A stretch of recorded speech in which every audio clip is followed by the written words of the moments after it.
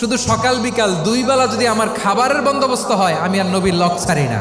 আমার আনসার সাহাবারা ক্ষেত খামারের কাজ করতো, আমার মুহাজির সাহাবারা ব্যবসা করতো, আর আমি নবীর সাথে সাথে থাকতাম।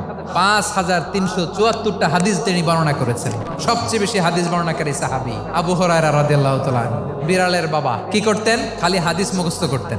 হাদিস প্রিজার্ভেশনের কাজে বিশ্বনবী ওনাকে কাজে লাগিয়েছেন। উনি একদিন বলেন, ইয়া রাসূলুল্লাহ আসমাউ মিনকা কাসীরান ফালা আহফাজু। নবী, অনেক কথা শুনি, আমার মনে থাকে না। বিষ্ণু বললেন, তাই তোমার চাদরটা বিছাও। আবু হুরায়রা বিছালেন। বিশ্বনবী হাত বুলায় দিলেন। এরপরে অনেক হাদিস বর্ণনা করলেন। আবু হুরায়রা বলে, তারপর থেকে বিশ্বনবী যাই বর্ণনা করে আমি শুনি আর একটাও বলি না। এখন সুবহানাল্লাহ। বিশ্বনবী ওনাকে নবীর এই যে লক্ষ হাদিস প্রিজার্ভেশনের এই দায়িত্ব দিয়েছেন সাইয়েদনা আবু হুরায়রা রাদিয়াল্লাহু তাআলা আনহুকে। আপনারা কি খেয়াল করেছেন কত বড় চৌকস ট্যালেন্ট হান্টার ছিল আমার নবী? এক একজনের এক এক ট্যালেন্ট, এক একজনকে এক এক দায়িত্ব দিয়েছেন, এক একজনের প্রতিভাকে এক একভাবে বিকশিত হওয়ার সুযোগ দিয়েছেন। আওয়াজ করে বলেন ঠিক কি না?